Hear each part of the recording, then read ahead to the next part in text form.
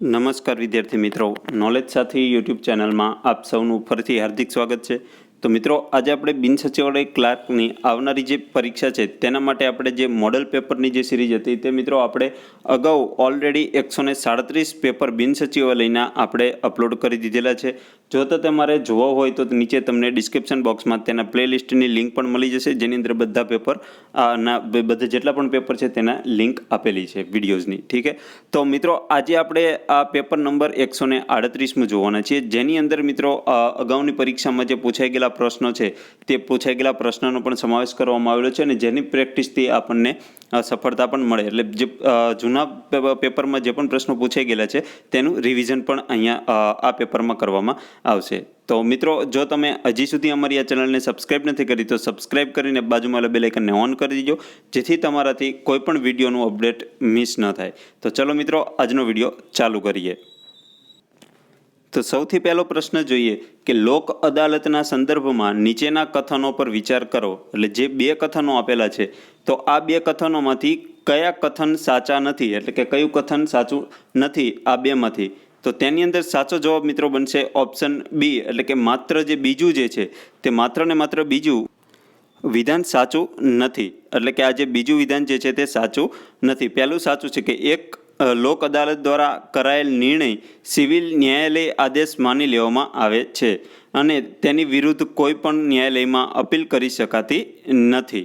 તો આ મિત્રો જે વિધાન જે છે તે એકદમ સાચું છે, જ્યારે બીજું વિધાન જે છે તે સાચું નથી. ત્યાર પછી બીજો પ્રશ્ન જોઈએ કે યોગ્ય વિકલ્પ મેળવો.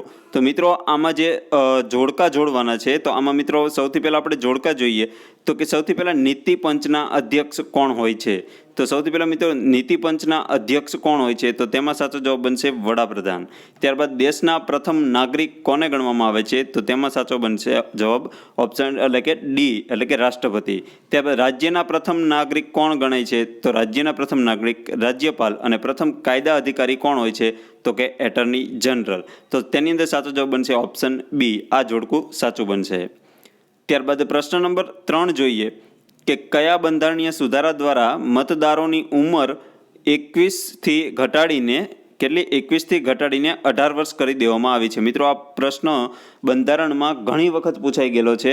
જે આ કયા બંધારણીય સુધારા દ્વારા જે મતદારોની ઉંમર 21 હતી પહેલાં તેને 18 કરવામાં આવેલી છે, તો તે બંધારણીય સુધારો કયો હતો તો કે 61મો બંધારણીય સુધારો. અને મિત્રો, આ ઘણીવાર પરીક્ષામાં પૂછાઈ ગયેલો છે, એટલા માટે તમને અહીંયા હોમવર્ક પણ આપું છું કે આ 61મો બંધારણીય સુધારો કઈ સાલમાં થયો હતો. તો તે સાલ તમારે જાતે ગોતવાની છે અને નીચે કમેન્ટ સેક્શનમાં દેવાની છે. જો તમને ખબર હોય તો કમેન્ટ કરી શકો છો અને જો ન ખબર હોય તો તમે બુકમાં શોધી શકો છો. શોધીને તમે યાદ જરૂર રાખજો કઈ સાલમાં 61મો બંધારણીય સુધારો થયો હતો કે જેની અંદર મતદારની ઉંમર 21 વર્ષથી ઘટાડીને 18 વર્ષ કરવામાં આવી હતી. મોસ્ટ આઈએમપી પ્રશ્ન છે, ઘણી બધી વાર વારંવાર પ્રશ્ન પૂછાઈ ગયેલો છે. ત્યારબાદ પ્રશ્ન નંબર 4 જોઈએ કે પ્રવર સમિતિ શાની બનેલી છે. તો પ્રવર સમિતિ જે છે તે શેની બનેલી છે તો કે સંસદના બંને ગૃહોના નિષ્ણાંત સભ્યોની બનેલી હોય છે આ પ્રવર સમિતિ. ત્યાર પછી પ્રશ્ન નંબર 5 કે યોગ્ય વિકલ્પ મેળવો. તો આમાં મિત્રો જે જોડકા જોડવાના છે તો તેમાં સૌથી પહેલાં આવશે નાગરિકત્વ. તો તે નાગરિકત્વ જે ભાગ છે તે ભાગમાં કયા કયા અનુચ્છેદો સંકળાયેલા, એટલે ક્યાંથી ક્યાં સુધીના અનુચ્છેદો સંકળાયેલા છે. તો નાગરિકત્વમાં આવશે ઓપ્શન જે પહેલાં સામે પહેલું, એટલે કે કલમ 5 થી 11 આવશે નાગરિકત્વ માટે. બરોબર. ત્યાર પછી રાજ્ય નીતિના માર્ગદર્શક સિદ્ધાંતો. તો તેની આ જે ભાગ છે તેમાં કઈ કઈ કલમો આવશે. તો તેની અંદર મિત્રો સાચો જવાબ શું બનશે તો તેની અંદર સાચો જવાબ બનશે બીજા સામે બીજું, એટલે કે કલમ 36 થી 51 લઈને રાજ્ય નીતિના માર્ગદર્શક સિદ્ધાંતો આવેલા છે. ત્યાર પછી મૂળભૂત અધિકારો. તો મૂળભૂત અધિકારો જે છે તેની સામે પણ ત્રીજું જ આવશે, એટલે કલમ 12 થી કલમ 35 સુધી મૂળભૂત અધિકારો દર્શાવેલા છે. ત્યારબાદ કેન્દ્ર અને તેનું રાજ્ય ક્ષેત્ર તો કલમ 1 થી 4માં, એટલે સામેના સાચા જોડકા બનશે, એટલે સાચો જવાબ બનશે ઓપ્શન સી. ત્યારબાદ પ્રશ્ન નંબર 6 કે નીચેના કથનો પર વિચાર કરો. તો નીચે જે 3 કથનો આપેલા છે તો આ 3 કથનોમાંથી કયા કથનો સાચા છે. તો તેમાં મિત્રો કયા કથનો છે તો તેમાં આપેલ પૈકી એક પણ કથનો સાચા નથી. જે 3 કથનો શું છે તો કે સંઘ રાજ્ય ક્ષેત્રનું રાજ્યસભામાં પ્રતિનિધિત્વ હોતું નથી, જે બિલકુલ ખોટું છે, એટલે કે સાચું નથી. ત્યાર પછી ચૂંટણી ઝઘડાઓનું નિર્ણય કરવાનું મુખ્ય ચૂંટણી કમિશનરના કાર્યક્ષેત્રમાં છે. બરાબર, તો આપેલ પૈકી એક પણ નહીં, એટલે કે સાચા એક પણ નથી, એટલા માટે આ પણ ખોટું બનશે.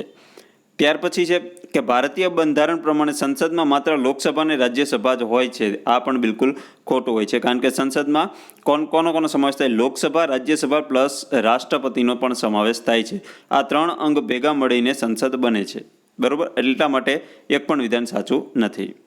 ત્યારબાદ પ્રશ્ન નંબર 7 જોઈએ કે comptroller and auditor general of India નીચેનામાંથી કઈ ફરજ બજાવતા નથી? તો નીચે 4 ફરજ જે છે તેમાંથી કઈ ફરજ નથી બજાવતા?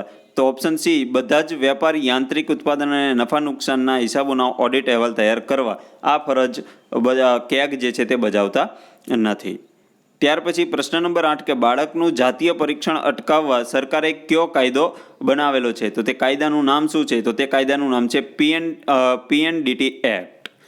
પ્રશ્ન નંબર 9 જોઈએ કે ભારતીય બંધારણના અનુચ્છેદ 32માં બંધારણીય ઇલાજનો અધિકાર છે તે અંતર્ગત પ્રોહિબિશન રીટનો સમાવેશ થાય છે. તો આ પ્રોહિબિશન રીટ એટલે શું? એટલે કે પ્રોહિબિશન રીટમાં શું હોય છે? તો તેમાં જવાબ આવશે કે નીચલી અદાલતો કે ટ્રિબ્યુનલો પોતે ન હોય તેવી હુકુમતોનો અમલ કરે કે અમલનો અતિરેક કરે તો તેને અટકાવવા અંગે આ પ્રોહિબિશન રીટ આપવામાં આવેલી છે અનુચ્છેદ નંબર 32માં. બરોબર, એટલે ઓપ્શન ડી સાચો જવાબ બનશે. પ્રશ્ન નંબર 10 કે નીચેના યોગ્ય વિકલ્પો જોડો. તો જો મિત્રો અહીંયા યોગ્ય વિકલ્પ આપણે જોડકા જોડવાના છે. તો તેમાં સૌથી પહેલાં જોઈએ કે વિધાનસભા, તો વિધાનસભામાં ચૂંટણીના વર્ષ આપેલા છે, એટલે કે વિધાનસભાની ચૂંટણી લડવા માટે કેટલા વર્ષો હોવા જોઈએ? તો વિધાનસભામાં આવશે 25 વર્ષ. ત્યાર પછી છે વિધાન પરિષદ, તો વિધાન પરિષદ માટે 30 વર્ષ. ત્યારબાદ રાષ્ટ્રપતિ, તો રાષ્ટ્રપતિ માટે 35 વર્ષ અને સરપંચ માટે 21 વર્ષ. તો સામસામેના જોડકા સાચા બનશે. ઓપ્શન બી સાચો જવાબ બનશે.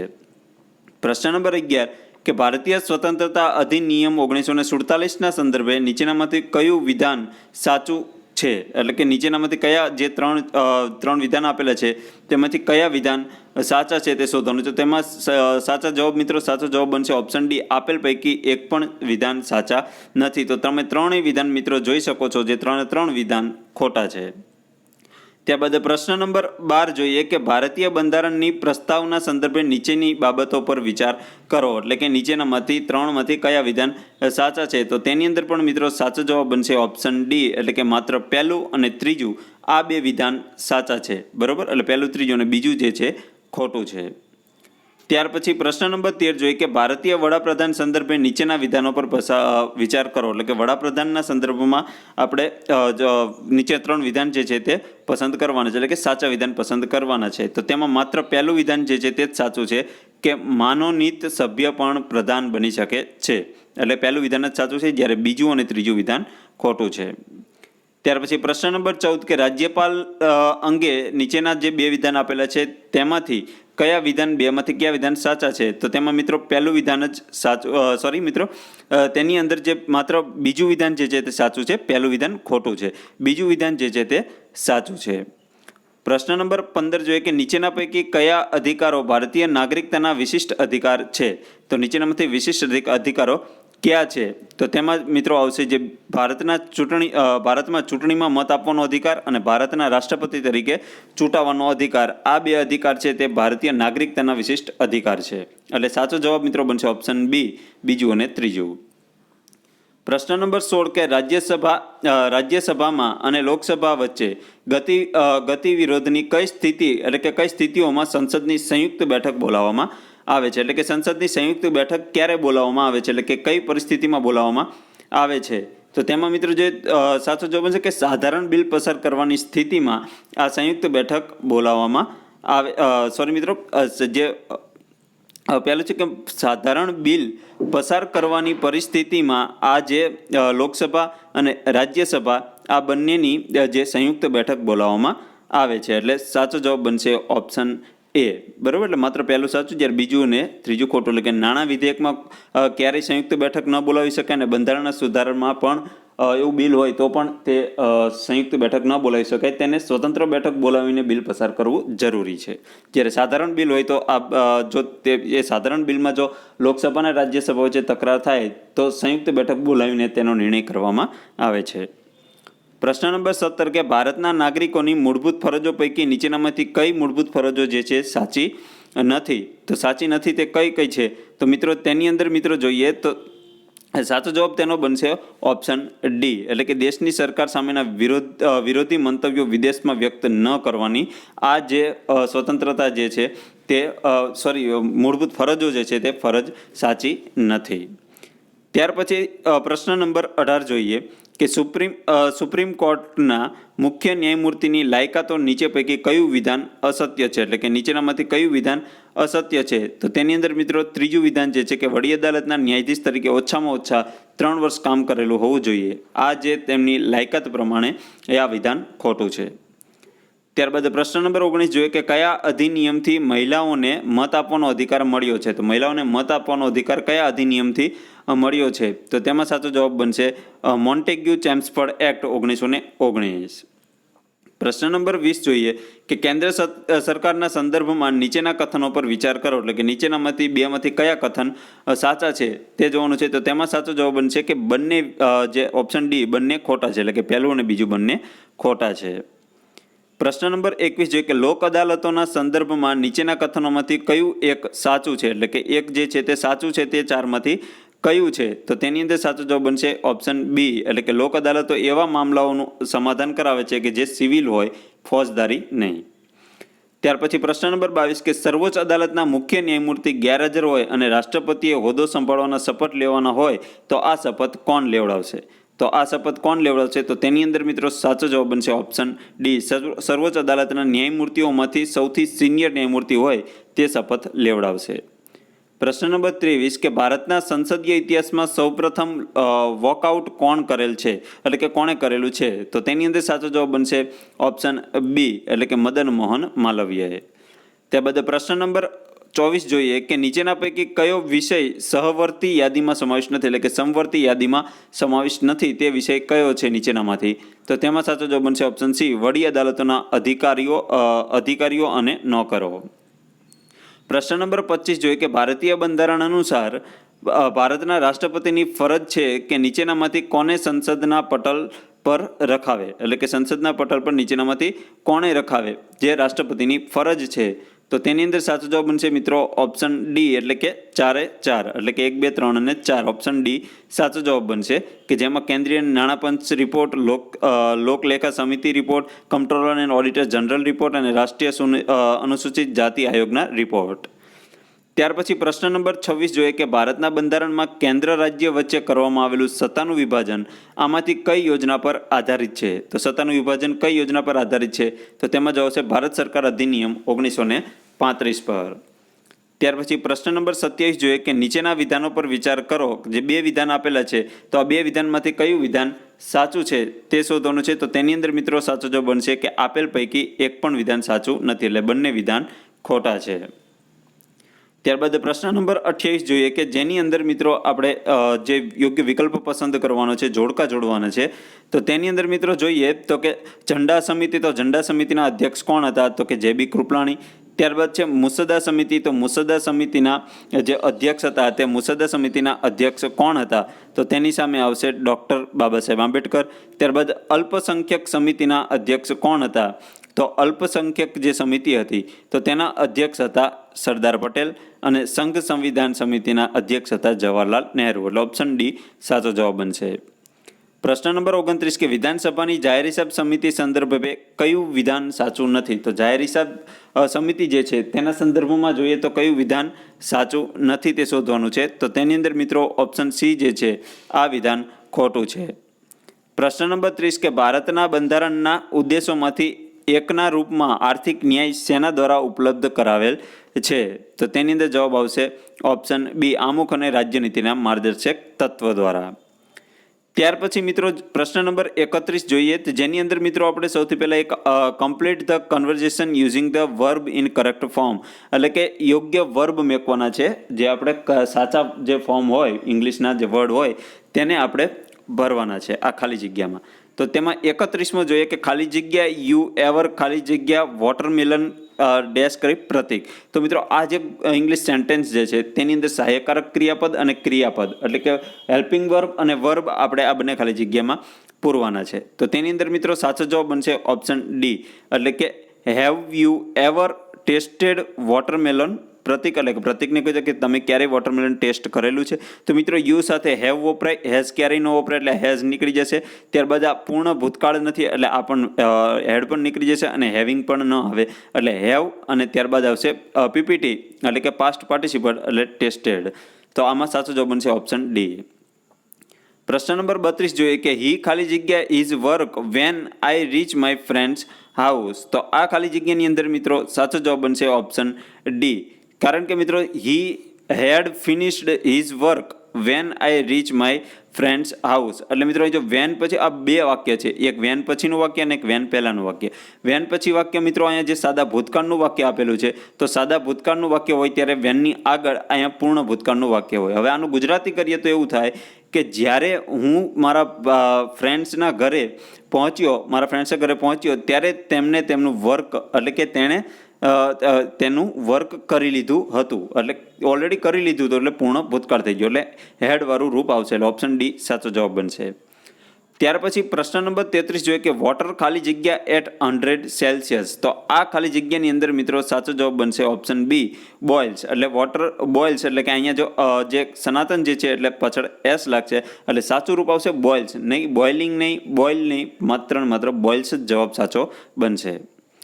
ત્યારબાદ પ્રશ્ન નંબર 34 જોઈએ કે જેની અંદર મિત્રો આપણે સિનોનિયમ એટલે કે સમાનાર્થી શબ્દ આપણે શોધવાના છે. તો એમનું સમાનાર્થી શું થશે? તો એમનું સમાનાર્થી થશે પર્પઝ. ત્યારબાદ ચીપનું સમાનાર્થી શું થશે? તો 35માં છે ચીપ, તો ચીપનું સમાનાર્થી થશે લો. ત્યારબાદ 36 જોઈએ કે એટમનું સમાનાર્થી શું થશે? તો એટમનું સમાનાર્થી થશે રિપેન્ટ. ત્યાર પછી મિત્રો પ્રશ્ન નંબર 37 જોઈએ કે જેની અંદર આપણે પ્લુરલ ફોર્મ દેવાનું છે, એટલે કે એક વચન આપેલું છે અને આપણે બહુવચન શોધવાનું છે. તો મિત્રો 37માં જોઈએ તો હીરો જે છે તો હીરોનું બહુવચન ઓપ્શન બી હીરોઝ એટલે કે પાછળ ES લાગશે. ત્યાર પછી મિત્રો પ્રશ્ન નંબર 38 જોઈએ કે રાહુલ જે આપણે સેન્ટેન્સ આપેલું છે તેને પ્રિપોઝિશનથી આપણે યોગ્ય પ્રિપોઝિશન મેકવાનું છે.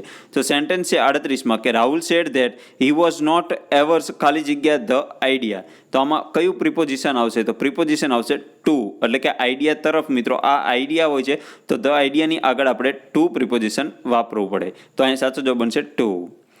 ત્યારબાદ પ્રશ્ન નંબર 39 જોઈએ કે જેમાં સબસ્ટિટ્યુટ વિથ કરેક્ટ વર્ડ એટલે કે સાચો વર્ડ શોધવાનો છે સેન્ટેન્સની જગ્યાએ. તો 29માં છે કે ધેટ કોઝિસ ડેથ. તો આના માટે એક શબ્દ શું આવશે? તો એક શબ્દમાં આપણે તેને વર્ણવું હોય તો ફેટલ એટલે ઓપ્શન બી સાચો જવાબ બનશે. પ્રશ્ન નંબર 40 કે એ પર્સન ઓફ એક્સ્ટ્રા ઓર્ડિનરી ટેલેન્ટ્સ. તો તેને એક શબ્દમાં શું કહેવાશે? તો તેની અંદર મિત્રો સાચો જવાબ આવશે જીનિયસ એટલે કે ઓપ્શન એ. ત્યારબાદ પ્રશ્ન નંબર 41 જોઈએ કે એક ચૂઝ મિનિંગ ઓફ ધ ઇડિયમ એટલે કે ઇડિયમનો મિનિંગ આપણે અર્થ આપણે શોધવાનો છે કે ટુ ગેટ રીડ ઓફ. તો તેનો અર્થ નીચેનામાંથી શું થશે? તો તેમાં જવાબ બનશે ટુ ગેટ ફ્રી ફ્રોમ. તો આ ટુ ગેટ ફ્રી ફ્રોમ આ ટુ ગેટ રીડ ઓફનો મતલબ થશે એટલે કે અર્થ થશે. ત્યાર પછી મિત્રો જે પ્રશ્ન નંબર 42 જે છે તેની અંદર આપણે એન્ટોનિયમ એટલે કે વિરુદ્ધાર્થી શબ્દ ગોતવાનો. તો ડીપનો વિરોધી શબ્દ શું થશે? તો ડીપનો વિરોધી શબ્દ થશે સેલો એટલે કે ઓપ્શન સી. ત્યાર પછી પ્રશ્ન નંબર 43 જોઈએ કે જેની અંદર આપણે કંજક્શન આપણે મેકવાનું છે. તો ધ બેગ ઇઝ ખાલી જગ્યા હેવી ધેટ આઈ કેન ખાલી જગ્યા કેરી ઇટ. તો આ બંને ખાલી જગ્યામાં આપણે બંનેમાં કંજક્શન એટલે કે સંયોજન મેકવાનું છે. તો સંયોજક તરીકે શું આવશે જવાબમાં? તો તેની અંદર સાચો જવાબ બનાવશે કે ધ બેગ ઇઝ સો એટલે ઓપ્શન ડી આવશે કે પહેલાં આવશે so heavy that I can hardly carry it એટલે ઓપ્શન ડી સાચો જવાબ બનશે. મિત્રો આ પ્રશ્ન પૂછાઈ પણ ગયેલો છે. ત્યાર પછી પ્રશ્ન નંબર 44 જોઈએ કે જેની અંદર વોઇસ ચેન્જ કરવાનું છે કે who is helping the poor. તો આ જે એક્ટિવ વાક્ય છે તેનું પેસિવમાં ફેરવીએ તો તેનું પેસિવ વાક્ય શું બનશે? તો option B by whom is the poor being helped એટલે કે ઓપ્શન બી સાચો જવાબ બનશે. પ્રશ્ન નંબર 45 છે કે ખાલી જગ્યા it rained heavily last night the atmosphere is still stuffy. તો આ ખાલી જગ્યાની અંદર શું જવાબ સાચો બનશે? તો તેની અંદર સાચો જવાબ બનશે ધો એટલે કે ઓપ્શન સી.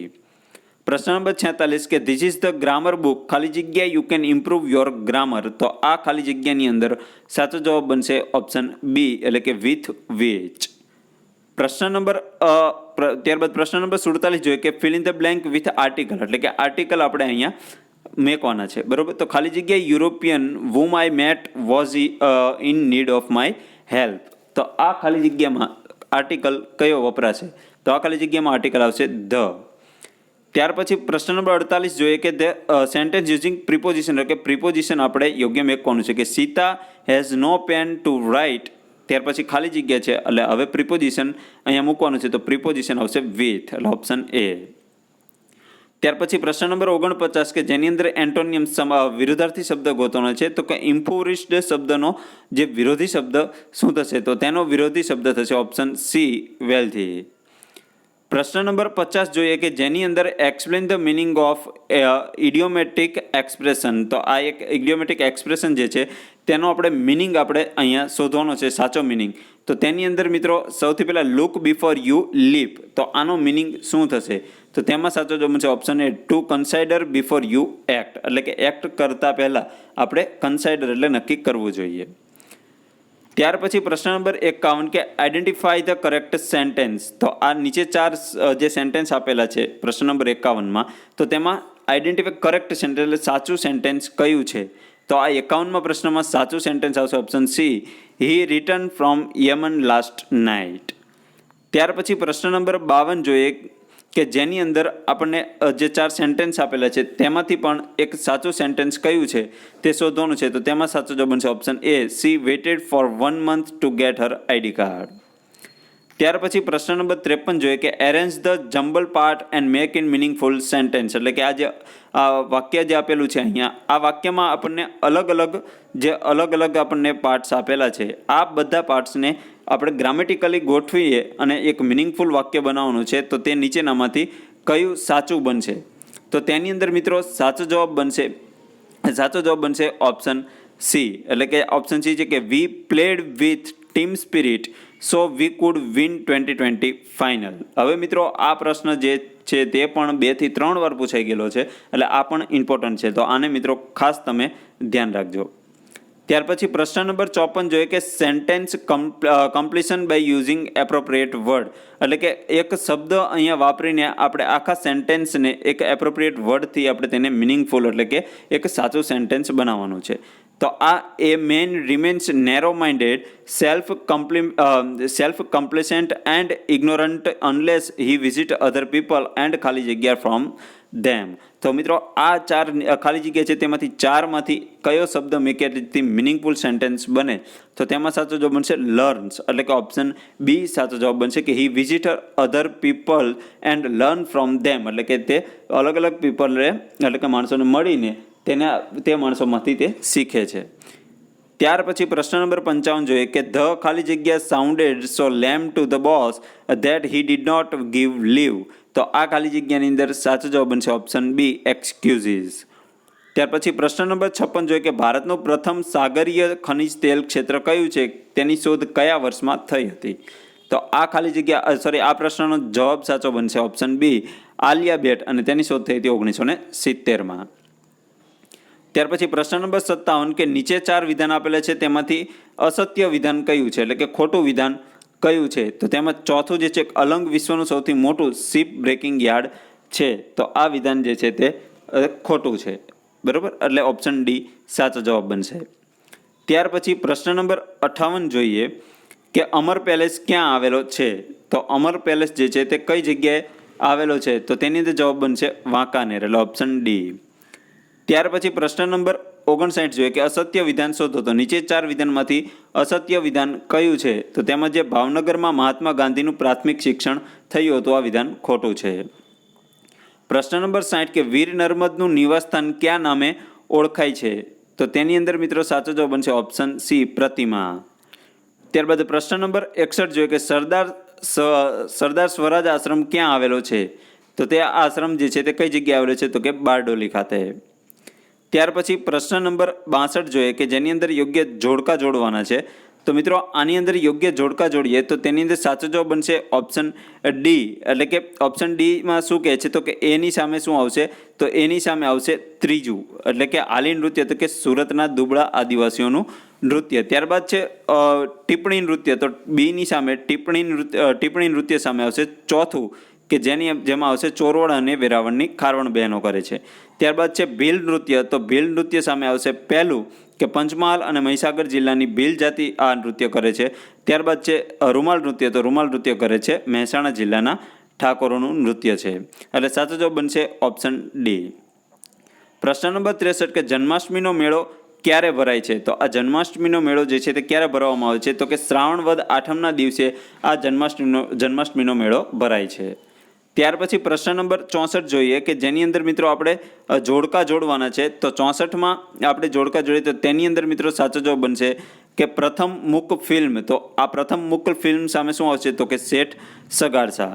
ત્યારબાદ છે દ્વિતીય ગુજરાતી ફિલ્મ. તો દ્વિતીય ગુજરાતી ફિલ્મ આવશે નરસિંહ મહેતા. ત્યાર પછી પ્રથમ રંગીન ફિલ્મ. તો રંગીન ફિલ્મ આવશે જે આવશે લીલુડી ધરતી. અને હૃદય ત્રિપુટીનું ફિલ્મ રૂપાંતર કોણે કઈ ફિલ્મ છે? તો કે મનોરમા. એટલે ઓપ્શન સી સાચો જવાબ બનશે. ત્યાર પછી પ્રશ્ન નંબર 65 જોઈએ કે પલ્લીનો મેળો ક્યારે ભરાય છે? તો પલ્લીનો મેળો જે ગાંધીનગર ખાતે રૂપાલમાં ભરાય છે તો તે કયા દિવસે પલ્લીનો મેળો ભરાય છે? તો તેમાં સાચો જવાબ બનશે આસો સુદ નોમ. ત્યાર પછી પ્રશ્ન નંબર 66 જોઈએ કે નીચેલા આપેલા વિધાનોની સત્યતા તપાસો. એટલે કે નીચેના વિધાનોમાં કયા વિધાનો સત્ય જે છે તે આપણે નીચેનામાંથી શોધવાના છે. તો તેની અંદર મિત્રો સાચો જવાબ બનશે ઓપ્શન સી. એટલે કે વિધાન ત્રીજું અને ચોથું અસત્ય છે. એટલે કે આ ત્રીજું અને ચોથું અસત્ય છે, પહેલું બીજું સત્ય છે. ત્યાર પછી પ્રશ્ન નંબર 67 કે અસત્ય વિધાન શોધો. તો 4 વિધાન જે છે તેમાંથી ખોટું વિધાન કયું છે? તો આ 4માંથી ખોટું વિધાન આવશે ઓપ્શન બી. બળવંતરાય મહેતાનું અવસાન ઈસવીસન 1963માં થયું હતું. આ વિધાન ખોટું છે.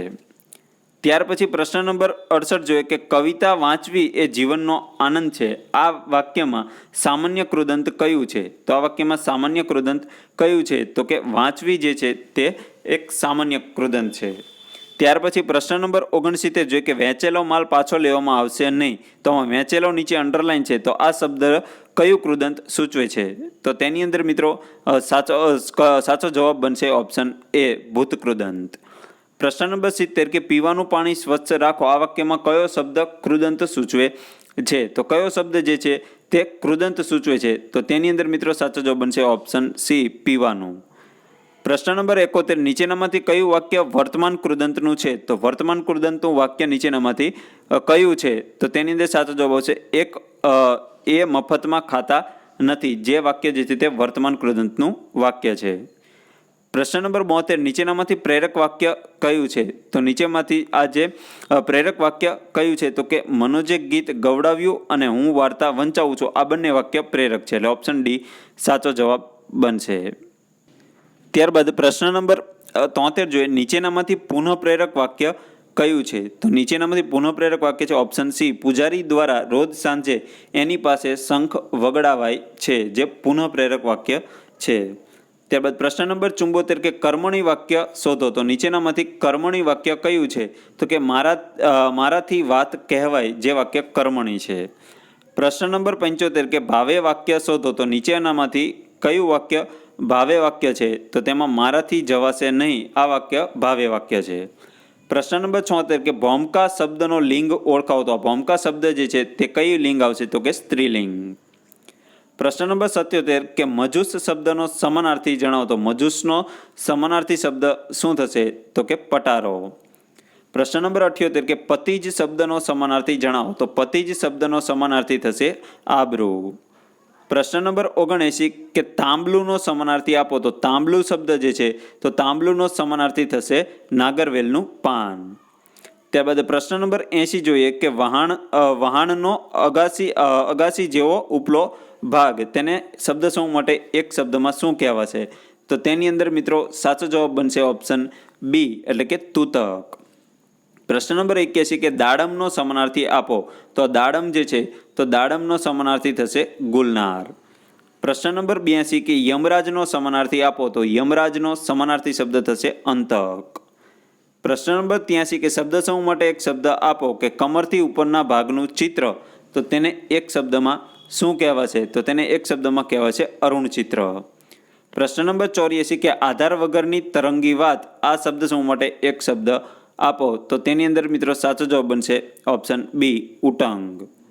પ્રશ્ન નંબર 85 કે આંખ સાથે આંખ મળી થતી પ્રીતિ, તો આ શબ્દ સમૂહ માટે એક શબ્દ આપો. તો તેની અંદર મિત્રો સાચો જવાબ બનશે ઓપ્શન એ, તારા મૈત્ર.